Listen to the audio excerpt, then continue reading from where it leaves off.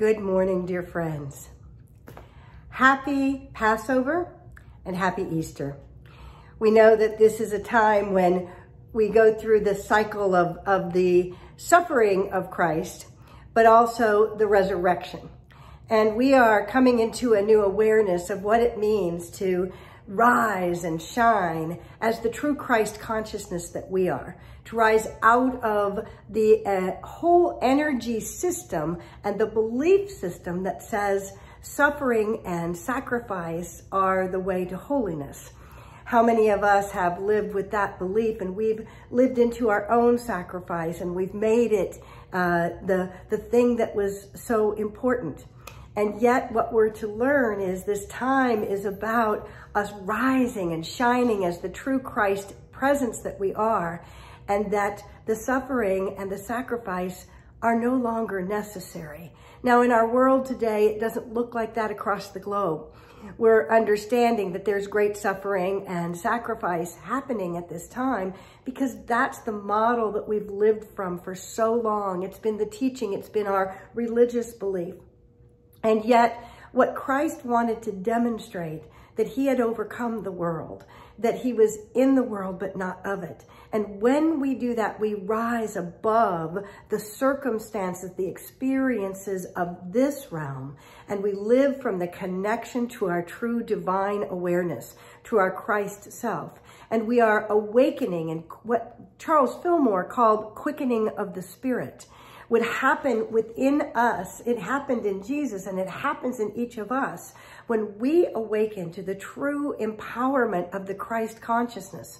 From that perspective, we are no longer in a place of suffering because we know a higher truth. We live from something much greater.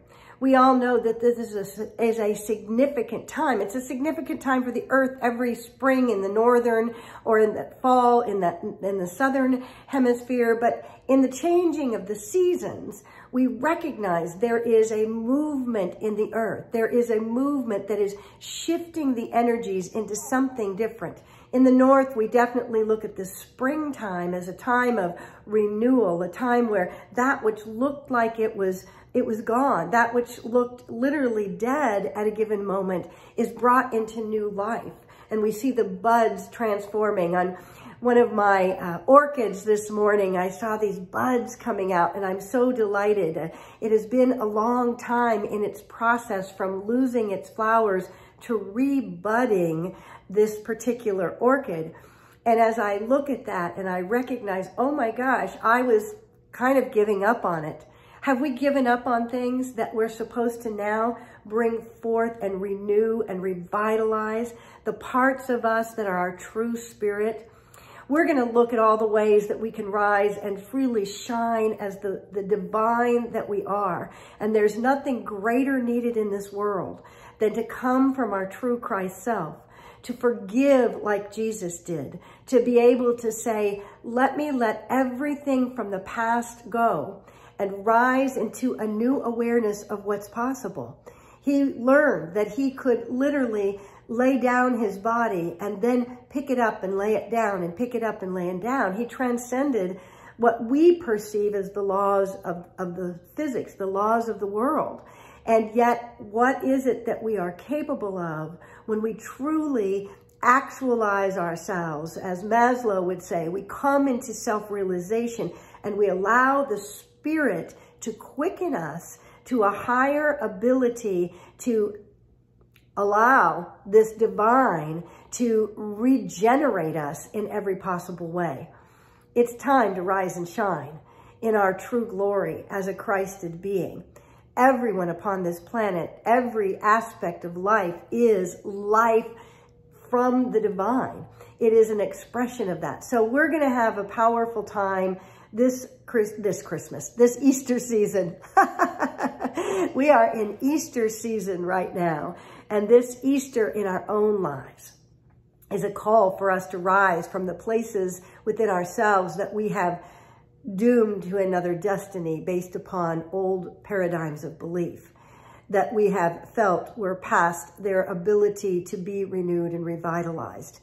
And yet the truth is things are not as they seem. It's as we believe they are. It's as we acclaim and allow the divine to flow through us that we begin to find that there is new life even in those places. Those empty tombs that we're honoring are the places where we no longer need to reside in our doubt, our fear, our struggle, in our giving up on what's possible. This is a new world that we're creating, and it's a new time. And I am so grateful to share this holiday season for those having their Passover experience in the Jewish traditions. We are so grateful for that incredible coming together over the Seder dinner and the remembrance for you. And we are so grateful for our friends of all traditions, whatever your beliefs, that we can rise into this springtime, into this Easter experience for those of us in the Christian world. And take this in, take it to heart. Let your heart be renewed. Let you be revitalized. Let yourself be revitalized in every possible way, and begin to celebrate the life that is ours to bring forth in this moment and the next. You are an expression of the infinite being brought into this finite form. So God bless you, friends. We are here to renew this world, to create something new. Let us follow the teachings and the way of our way shower, Jesus the Christ, and open ourselves to the Christ Spirit.